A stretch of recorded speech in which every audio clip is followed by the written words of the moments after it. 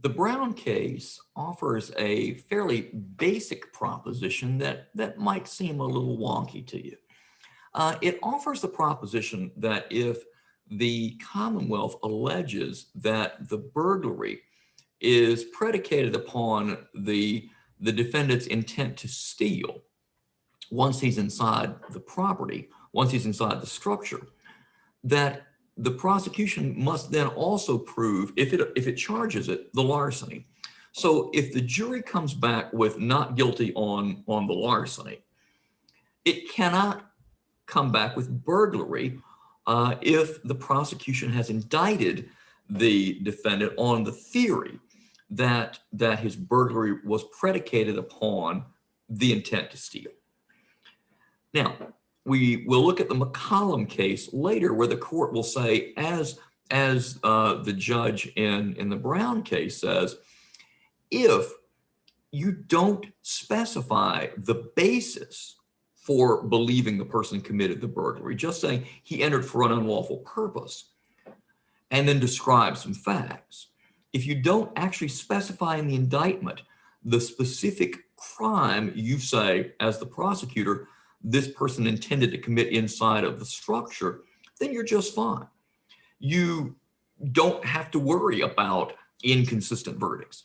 But if you allege that the burglary was done for the purpose of larceny, and the jury comes back with not guilty on larceny, then the defendant cannot be convicted of burglary.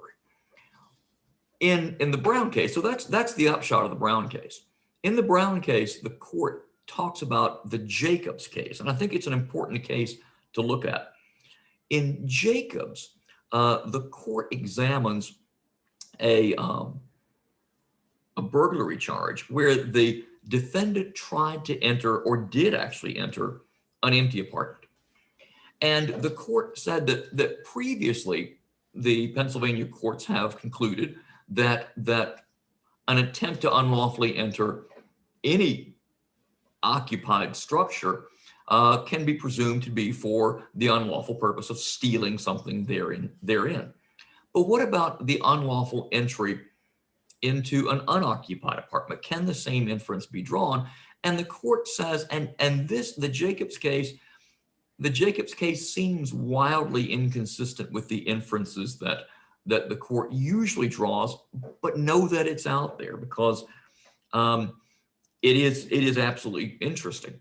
The court says there that we cannot explain why the defendant would not have taken precautions if he thought if he thought people were going to be in there, that he just kind of charges headlong into the apartment.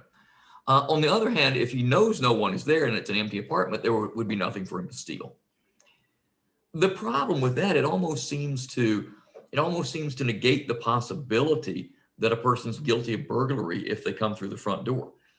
So Jacobs is an odd opinion. And I think you might want to kind of tweak that you're tweaking your mind what you think about that opinion. Does that opinion actually make sense? But in Brown, we do have this opinion that has kind of stood the test of time, that if the facts are, or if the particular intent is alleged in the indictment, or the information if it's not presented to a grand jury. That's a complicated procedural thing we'll talk about in class. But if the indictment or the information does not contain an allegation of a specific intent, that the person entered for a criminal purpose, and here's what they did when they got there, or here's how they went into the building, then it doesn't matter if the jury convicts of underlying offenses or not.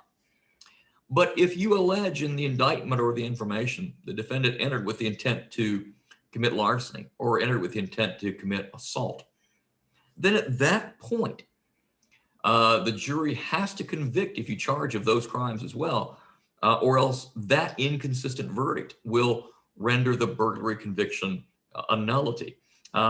This is kind of quirky procedural wonkiness that's kind of hard to explain, but it does do something, I think, to lay out for you notions of this compound crime. that you absolutely have to have not only the entry, but done for this other purpose. And when you have the intent for that other purpose, merely entering the structure may or may not be enough for attempted larceny, but it's enough for the very, very serious crime of burglary.